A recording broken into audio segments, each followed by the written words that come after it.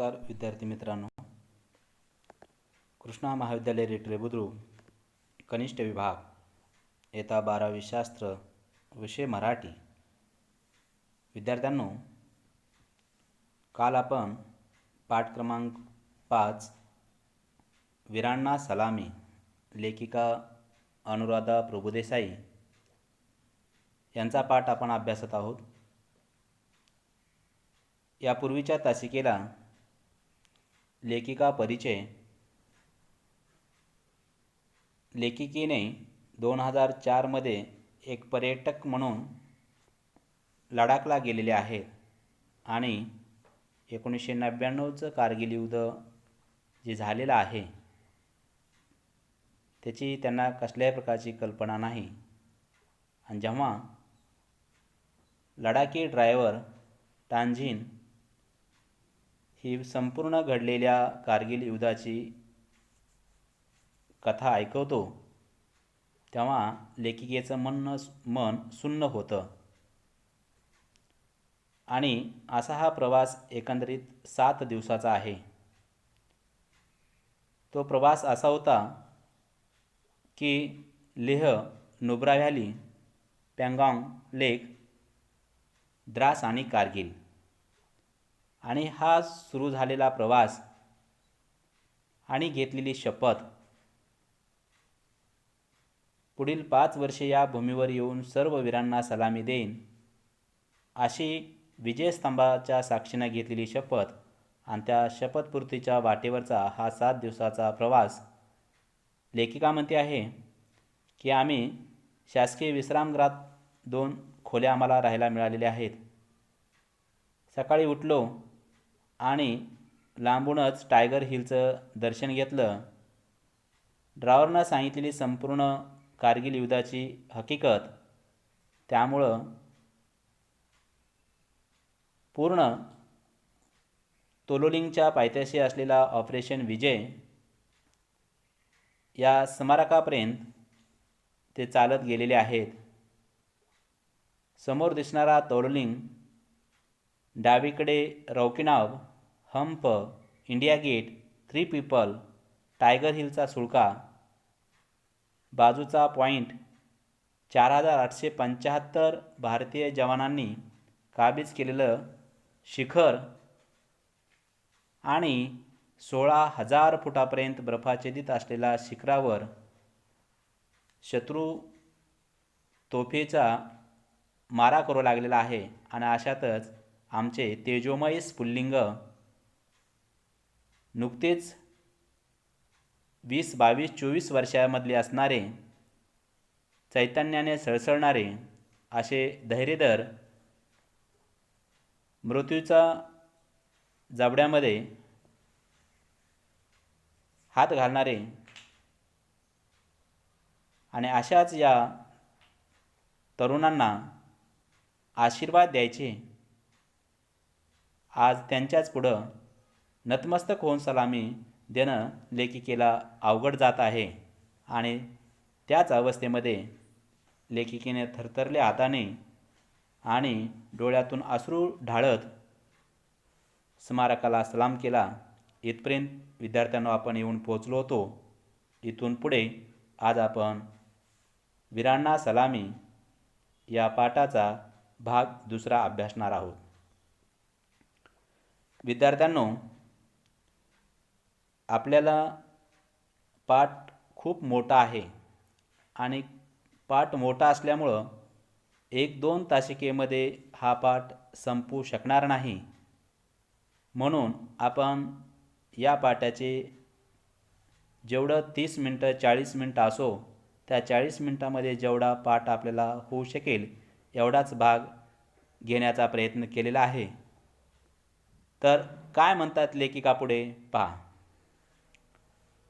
तेवढ्यात एक तरुण लष्करी अधिकारी तिथे आले.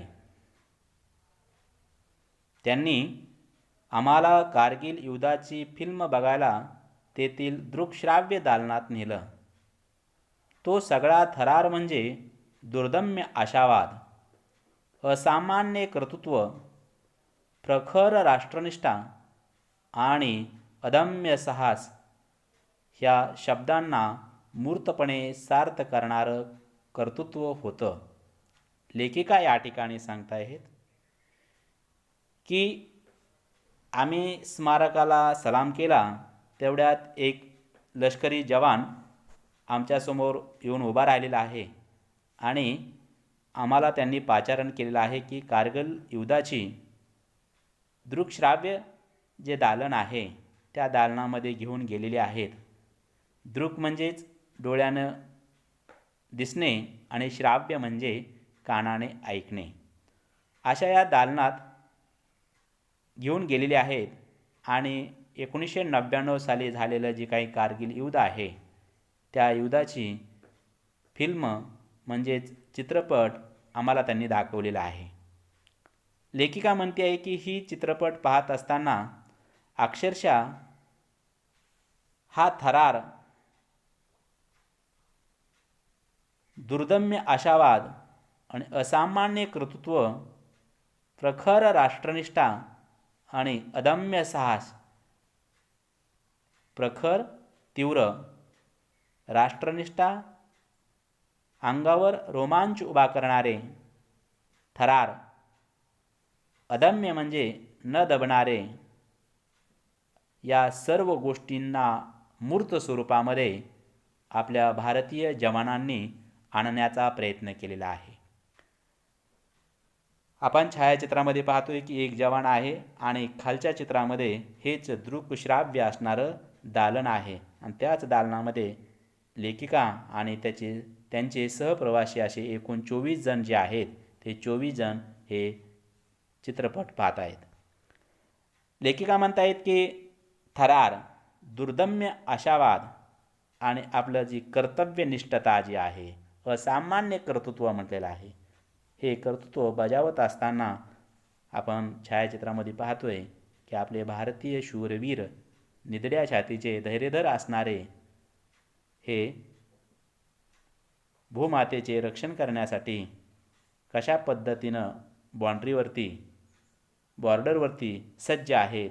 आणि नव्हे तर खालच्या चित्रामध्ये की अशा पद्धतीनं असणारा जो हा टायगर हिलचा जो भाग आहे आणि त्यावरती असलेलं पाकिस्तानचं सैनिक आणि आपण तोलोलिंगच्या पायथ्याशी असलेली आपले भारतीय सैनिक ही खालून वरती मारा करणं ही किती अवघड काम आहे हे आपण खालच्या छायाचित्रामध्ये पाहतोय. आणि यातूनच आपल्याला लक्षात येते की साहसी वृत्ती, धाडसी वृत्ती नव्हे तर देशावर असलेलं राष्ट्रनिष्ठा, प्रेम आणि अंगी न दबणारी असणारी साहसी वृत्ती या सगळ्या गोष्टींना मूर्त म्हणजे साक्षात आणण्याचं काम या भारतीय जवानांनी या 1999च्या कारगिल युद्धामध्ये केलेलं लेखिका म्हणते आपल्याला पाहायला मिळत आहे. लेखिका पुढे म्हणते आहे, सरते शेवटी एका शहीद झालेल्या वीरांच्या आईनं जे म्हटलं ते ऐकून एक जबरदस्त चपराक बसल्यासारखं झालं. लेखिका सांगते आहे की आम्ही हे चित्रपट पाहिलं आणि चित्रपट पाहिल्याच्या नंतर तिथे एक कॅप्टन विक्रम बत्रा आपण पाठीमागं पाहिलेलं आहे की 1999च्या कारगिल युद्धामध्ये ज्यांची महत्त्वाची भूमिका नव्हे तर जे या टायगर हिलवरती भारतीय झेंडा फडकवण्याचं काम ज्यांनी महत्त्वपूर्ण केलं असे कॅप्टन विक्रम बत्रा यांची आई काय म्हणते आहे. लेखिका म्हणते आहे हे आईचं बोलणं ऐकून अक्षरशः जबरदस्त चपराक बसली. चपराक म्हणजे तोंडात मारल्यागत झाल्यासारखं वाटलेलं आहे. कॅप्टन विक्रम बत्रांची आई म्हणते आहे, त्या म्हणाल्या, काय म्हणाल्या, जिस देश पर मैंने अपना बच्चा कुर्बान किया है उस देश से थोडा प्यार तो करो. लेखिका म्हणते आहे चापकानं 100 फटके मारले असते तर ज्या वेदना झाल्या असत्या त्यापेक्षा कितीतरी पटीनं अधिक मनाला वेदना झालेल्या आहेत. आणि अशाच वेदनादायक विव्हळ अवस्थेत असताना, विव्हळ म्हणजे व्याकुळ अवस्थेत असतानाच मी या विजयस्तंभाच्या समोर शपथ घेतली. लेखिका सांगते आहे की आपण विद्यार्थ्यांनो या छायाचित्रामध्ये पाहतोय की कॅप्टन विक्रम बत्रा ही पहिल्या छायाचित्रामध्ये पाहतोय. दोन्हीकडे दोन त्यांचे फोटो आहेत आणि त्यांचे विक्रम बत्रांचे असणारे हे आई वडील होय. याच विक्रम बत्राच्या आईनं काय म्हटलेलं आहे की अक्षरशः मन हेलावून टाकणारी गोष्ट आहे, चिंतन करायला लावणारी गोष्ट आहे. काय म्हणतायत की जिस देश पर मैंने अपना बच्चा कुर्बान किया है, म्हणजे ज्या देशासाठी माझ्या मुलानं कुर्बानी दिलेली आहे, बलिदान दिलेले आहे, त्या देशावर तुम्ही लोकांनी थोडं तरी प्रेम केलं पाहिजे. परंतु आपण हे आपलं प्रेम हे तेवढ्यापुरतं मर्यादित राहतं आणि शेवटी आपण औपचारिक जी प्रेम आहे ते प्रेम आपण दाखवण्याचा प्रयत्न करतो आहे. विद्यार्थ्यांनो, या ठिकाणी लेखिका आपल्याला सांगते आहे की सैनिकाबद्दलचे प्रेम नागरिकांच्या मनामध्ये उफाळून येते. जेव्हा एखादा जवान शहीद होतो, वीर मरण येते, अशा सैनिकांवरती आपण फुलांचा वर्षाव करतो. अंत्यदर्शनासाठी हजारो लोकांची रीघ लागते. पण एरवी सर्व नागरिक आपापल्या सुखात मशगूल असतात. देशावर प्रेम करायचे म्हणजे नाटक, सिनेमाच्या वेळी राष्ट्रगीताला उभे राहायचे किंवा 15 ऑगस्ट 26 जानेवारीला झेंडावंदन करायचे आणि शेवटी मूठ वळलेल्या हात हवेत उंचावून भारत माता की जय असे जोरात म्हणायचे. हीच देशभक्ती. आपली देशभक्तीची कल्पना एवढ्या पुरतीच मर्यादित आहे विद्यार्थ्यांनो. पण वीर मरण आलेल्या सैनिकाच्या आईचे उद्गार सर्व देशवासियांच्या डोळ्यात अंजन घालणारे आहेत. ती आई सर्वांना देशावर थोडे तरी प्रेम करा असे विनवित आहे. देशावर प्रेम करणे याचा खरा अर्थ आपण नीट समजून घेतला पाहिजे. देशावर प्रेम करायचे म्हणजे देशाचे भले चिंतायचे. देशाचे ज्या गोष्टीत भले आहे त्या सर्व गोष्टी आम्ही लोकांनी केल्या गेल्या पाहिजे. परंतु इथं मात्र शहीद झालेले विक्रम बत्रांच्या आईला मात्र हे दिसत नाही आणि म्हणून लेखिका म्हणते आहे, जबरदस्त चपराक मारल्यासारखं मला झालेलं आहे. एवढंच नव्हे तर उजव्या कोपऱ्यामध्ये आपण मंगल पांडे पाहतोय की मेरा बलिदान सार्थक, पहले अगर मौत दस्तक, संकल्प लेता हूँ की मौत को भी मार डालेंगे असे जबरदस्त उद्गार काढणारे नव्हे तर आपण खालच्या छायाचित्रामध्ये पाहतोय परमवीर सुभेदार मेजर योगेंद्र यादव शरीरामध्ये 17 गोळ्या असताना, हात तुटलेला असताना शेवटी श्वास सोडत दुश्मन को छोडना नाही असे जबरदस्त उद्गार काढणारे हे योगेंद्र यादव. आणि ते कुठे? आणि आपलं राष्ट्रप्रेम, देशप्रेम, भूमातेवरचं असणारं प्रेम कुठं? म्हणून आपण हे राष्ट्रप्रेम आपण जागवलं पाहिजे आणि यांचा आदर्श घेऊन आपण काहीतरी देशासाठी केलं गेलं पाहिजे असं लेखिकेला सांगायचं आहे.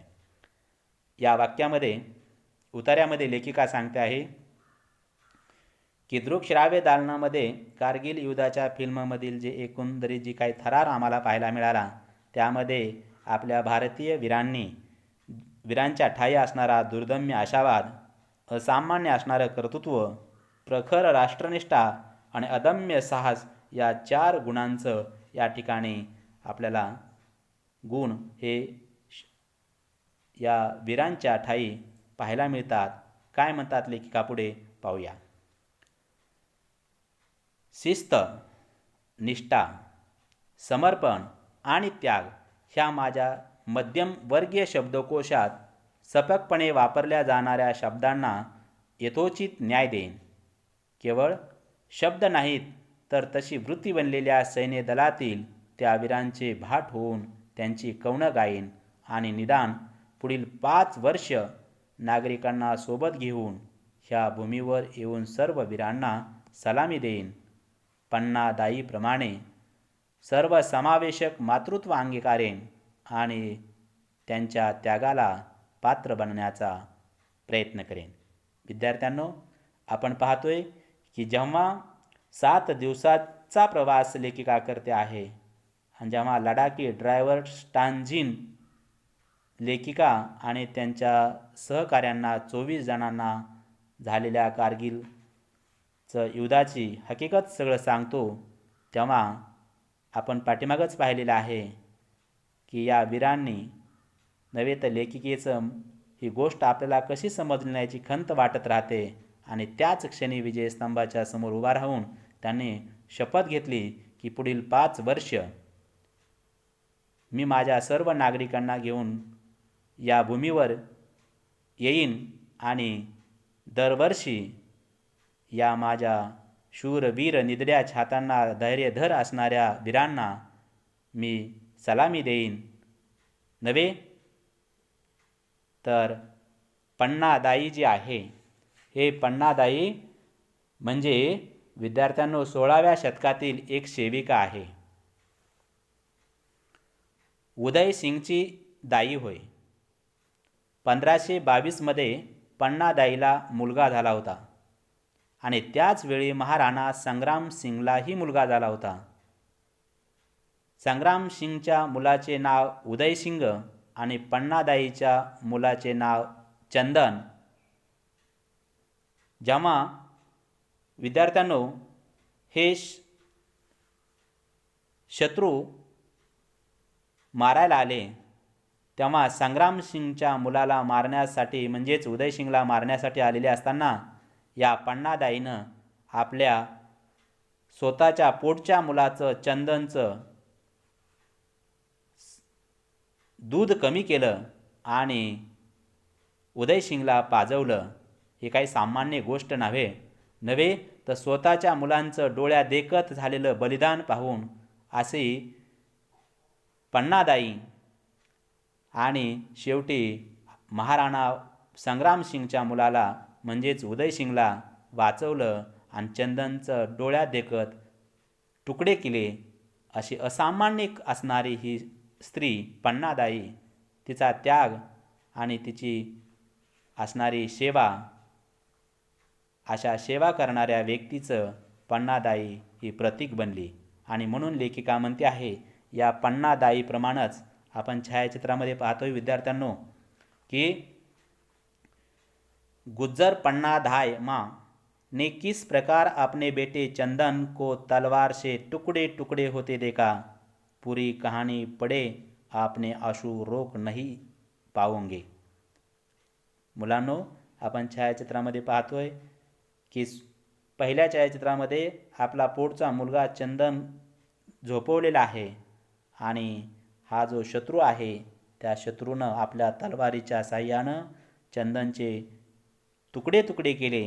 डोळ्यात देखत मुलांचे तुकडे पाहत असताना आईचा जीव किती कासावीस झाला असेल हे आपण कल्पना केलेली बरी. आणि अशाच पन्नादाईप्रमाणे मातृत्व मी स्वीकारेन आणि पुढील 5 वर्ष या वीरांना सलामी देईन असं लेखिकेने शपथ घेतली. आणि शपथ घेऊन लेखिका पुढे म्हणते आहे, काय म्हणतायत पहा. या सबंध उतार्यामध्ये विजयस्तंभासमोर लेखिकेने घेतलेली शपथ आणि त्या शपथेनुसार काय कार्य लेखिकेला करायचे आहेत ते खाली शिस्त, निष्ठा, समर्पण आणि त्याग या मूल्यांना यथोचित लेखिकेला न्याय द्यायचा आहे. सैन्य दलातील वीरांचे भाट होऊन त्यांची कवणे गायचीत. भाट म्हणजे काय तर स्तुती पाठक मी होईन आणि त्यांची कीर्ती, त्यांनी केलेलं शौर्य, केलेली कामगिरी यांचं मी निश्चित गायन करेन, प्रसिद्धी करेन. आणि पुढील 5 वर्ष नागरिकांना इथे आणून मी या वीर मरण ज्यांना आलेलं आहे अशा या 527 या वीरांना मी सलामी देईन आणि पण्णादाईप्रमाणे सर्वसमावेशक मातृत्व अंगीकारेन असं तिनं शपथ घेताना या सगळ्या गोष्टीला तिला कामे करायची आहेत. पुढे लेखिका म्हणते आहे, या शपथेचा भावनिक कल्लोळ शमला आणि भानावर आल्यावर एका अस्वस्थतेची लहर स्पर्शून गेली. भावना वेगात शपथ तर घेतली, पण जमेल का हे सारं आपल्याला? विचारांती मन खंबीर केलं. काही क्षणातच मनाचा निश्चय झाला आणि मग प्रतिज्ञापूर्तीच्या दृष्टीने आमची वाटचाल सुरू झाली. लेखिका म्हणते आहे की संपूर्ण मी शपथ घेतलेली आहे. 5 वर्षे येईन, सलामी देईन, हे सर्व भावना वेगामध्ये मी बोलून गेले. परंतु भावनेचा कल्लोळ शमला म्हणजे शांत झालेला आहे. आणि जेव्हा शुद्धीवर लेखिका आल्या, भानावर येणे, शुद्धीवर येणे, भानावर आल्याच्या नंतर एक अस्वस्थ लेखिकेच्या मनाला झालेला आहे. कारण आपण शपथ तर घेतलेली आहे, परंतु आपल्याला हे इथून पुढे 5 वर्ष हे सर्व जमेल का असा विचार दुसऱ्या क्षणी येतो. परंतु त्याच क्षणी लेखिकेनं मन खंबीर केलेलं आहे, घट्ट केलेलं आहे आणि मनाशी निश्चय करून तिथून पुढे या शपथेची प्रतिज्ञापूर्तीची वाटचाल लेखिकेनं कायम ठेवली. पुढे लेखिका म्हणते आहे, ऑगस्ट महिन्यात श्रावण असतो आणि श्रावण म्हणजे राखी पौर्णिमा, सगळ्यांचा आवडता सण. त्या राखीच्या एका धाग्यानं बहीण भावाचं नातं कायमचं घट्ट राहतं. बहिणीच्या भावावरील निरपेक्ष प्रेमाची आणि भावावरील तिच्या रक्षणाच्या जबाबदारीची ही भावनिक बीन मग आपल्या रक्षणकर्त्याला प्रत्यक्ष भेटून राखी बांधली, आशीर्वाद दिले तर आपली कृतज्ञता व्यक्त होईल आणि राखीचा सन्मान होईल. आमचं एकमत झालं आणि रक्षाबंधनाचा मुहूर्त साधून लोकांना घेऊन कारगिलला जायचं हे निश्चित ठरलं.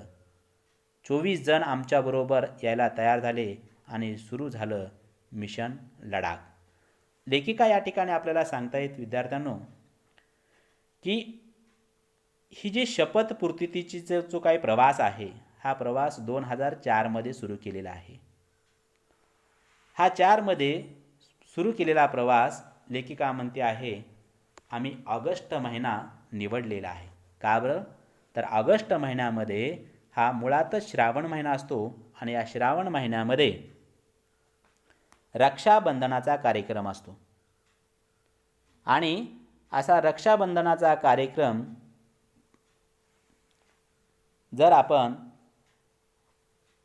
आपल्या भारतीय वीरांना, सैनिकांना की जिथे भूमातेची सेवा करतायत, अखंडित करतायत, नव्हे तर कुटुंबियाच्या प्रेमासाठी आसुसलेले असतानासुद्धा ते रक्षाबंधन साजरे करू शकत नाहीत. आणि जर आपण तिथे जाऊन जर रक्षाबंधन साजरे केले तर खरी रक्षाबंधन आपण केले असं आपल्याला मानता येईल. नव्हे तर जवानांच्या ठाण्यापर्यंत जाऊन तिथून आपल्याला खडतर प्रवासाची या सगळ्या गोष्टीची जाणीव होईल. आणि म्हणून लेखिका म्हणते आहे की अशा पद्धतीनं आपण हे केलं गेलं पाहिजे. आणि असा संपूर्ण विचार केला आणि खरी कृतज्ञता म्हणजे केलेल्या उपकाराची जाणीव ठेवणे आणि जाणीव ठेवल्यासारखं होईल. आणि म्हणून रक्षाबंधनाचा मुहूर्त साधलेला आहे आणि लेखिका आपल्या समवेत बरोबर 24 जण घेऊन मिशन लडाख हे ठरवलेलं आहे. विद्यार्थ्यांनो, या ठिकाणी आपल्याला लक्षात येते की हा केवढा मोठा दुर्दम्य असणारा हा जो आशावाद आहे, हे आशावाद लेखिका आपल्याला या ठिकाणी सांगून जात आहेत. मिशन लडाखचा सुरू झालं, पण मिशन लडाख करण्याच्या पाठीमागचा हेतू काय, तर लेखिका आपल्याला सांगून जात आहेत की सर्वस्वाचा त्याग करून आपले सैनिक देशाचे रक्षण करतात, म्हणून बहीण या नात्यानं त्यांना राखी बांधून त्यांच्या असीम त्यागाबद्दल कृतज्ञता व्यक्त करावी आणि हाच मिशन लडाखचा हेतू होय. विद्यार्थ्यांनो, यापुढे लेखिका आपल्याला सांगून जात आहेत, सैनिकांच्या रेजिमेंटमध्ये जायचं, सैनिकांना भेटायचं म्हणजे जणू सिंहाच्या गुहेत प्रवेश मिळवायचा होता. बऱ्याच खटपटी करून आम्हाला निघण्यापूर्वी 14 कोरच्या लेहमधील हेडक्वार्टरमधून प्रतिसाद आला. आम्हाला 14 कोरच्या कर्नल झा यांनी बोलावलं होतं. आमचं मन धास्तावलं. सैन्य दलातील वरिष्ठ अधिकाऱ्यांशी त्यांच्या केबिनमध्ये जाऊन बोलायचं होतं, पण मनातली कित्येक प्रश्नांची भेंडोळी कर्नल झा यांच्या प्रसन्न व्यक्तिमत्वापुढे बाद ठरली. लेखिका सांगते आहे की विद्यार्थ्यांनो, 14 कोर कमिटी जी आहे लेहमधली, आणि त्या लेहचे जे काही प्रमुख आहेत ते म्हणजे कर्नल झा. कारगिल युद्धामध्ये कर्नल झाचा हा सिंहाचा वाटा होता. कारण का शत्रूंना सळो की पळो करून सोडण्याचे हेच असणारी आदर्श व्यक्तिमत्व, धाडशी शूर असणारं व्यक्तिमत्व म्हणजे कर्नल झा हे होय. आपण छायाचित्रामध्ये पाहतोय की कर्नल झा हेच होय. आणि खाली दिलेलं आहे, कारगिल युद्ध दुश्मनोने सुरू किया आणि यांनीच दुश्मनाला सळो की पळो करून सोडलेला आहे. लेखिका म्हणते आहे की सैनिकांना भेटायचं म्हणजे एवढं सोपं काम नाही. तर मग सिंहाच्या गुहेमध्ये ज्या पद्धतीनं प्रवेश मिळवायचा त्या पद्धतीचाच हा प्रकार होय. लेखिका म्हणते खूप प्रयत्न केलेला आहे आणि शेवटी आम्ही निघायला लागलो. तेवढ्यात 14 कोरच्या लेह, आपण 1 नंबरचं छायाचित्रामध्ये लेह हे गाव दाखवतोय, क्वार्टरमधून बोलावणं आलं आणि ते बोलावणं म्हणजे कर्नल झा यांचं होतं. पण लेखिका म्हणते आहे की माझं मन धास्तावलं होतं, भीती वाटू लागलेली आहे. कारण का अशा लोकांना भेटायचं म्हणजे भावभावना बाजूला सारून कर्तव्य कठोरतेने कृती करणारे हे संपूर्ण भारतीय सैनिक असतात. आणि ही माणसे भेटल्यावर प्रतिसाद देतील का, आपल्याला समजून घेतील का, अशा अनेक शंका लेखिकेच्या मनात होत्या.